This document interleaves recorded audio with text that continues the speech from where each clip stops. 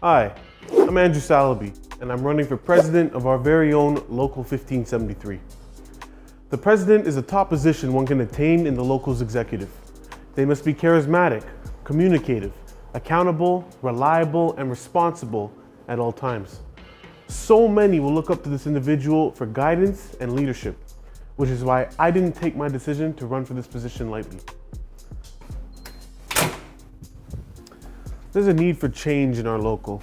Over the years, members have become tired, disgruntled, and frustrated due to the effects of the COVID-19 pandemic, workplace environment, lack of communication, and access to services on all fronts. Many members have been injured or become ill. Some have even died. In the heart of the pandemic, when every other industry was giving compensation to frontline workers, we were left with nothing. We were risking our lives transporting people and maintaining the vehicles that keep operations moving. We received a single benefit once in the form of sick time, but what else? During an unprecedented period of fear and unrest, we needed more. It's time to elect someone that will move to modernize and innovate our local. Someone that you can communicate with easily and without fear or reprisal. If elected, I will ensure all members are treated fairly and with respect. I pledge to make the following changes within our local. I will shift the dynamic among the executive and include the shop stewards in the meetings. I will drastically improve the communication between executives and the membership. I will create a union meeting briefing and discussion forum that will be held every evening virtually on the same day as the general membership meeting. But things don't stop there. The following Thursday evening, the same week of the general membership meeting, I will host another virtual briefing. This will allow junior members of our local access to accurate information and provide alternative options to having to check minutes or rely on third-party information.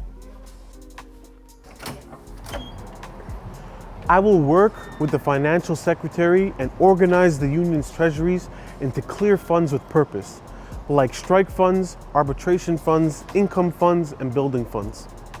I will propose a bylaw change to cut the cost of arbitration for the members by a third over a 2-year period.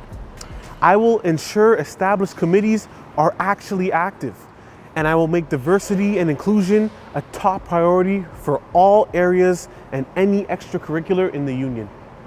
I will set a motion to simplify, create, and upgrade accessible technology like mobile apps and websites for our members.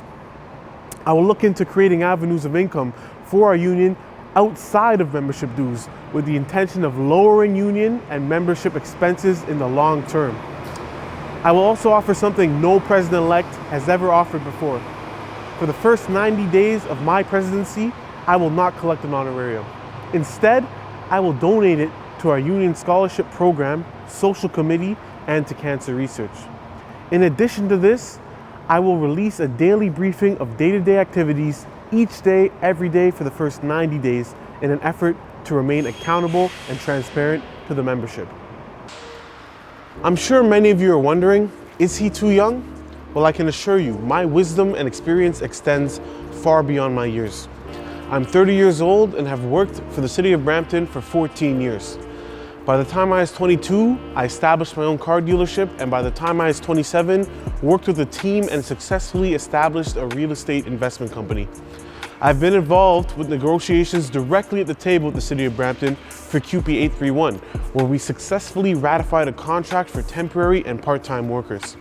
I was also head of the negotiations committee for our Local 1573, where together we highlighted over 118 points of concerns within our previous contract. I'm WSIB trained and graduated municipal bylaw at Humber College with honors. Not only can I read and understand contractual language, I can clearly identify key weaknesses and articulate the changes needed to make our contract stronger. If elected, some of the changes I would work to make in our contract are as follows. Clean up and adapt archaic and unclear language. Increase our health benefits in all areas.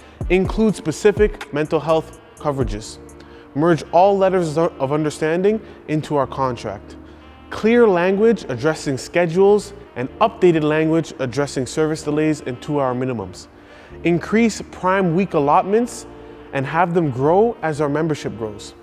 For drivers, allow bankable lieu days by working overtime, and for maintenance, increasing the amount of overtime lieu days you can bank. The cup of coffee has increased, so should the coffee money we receive annually.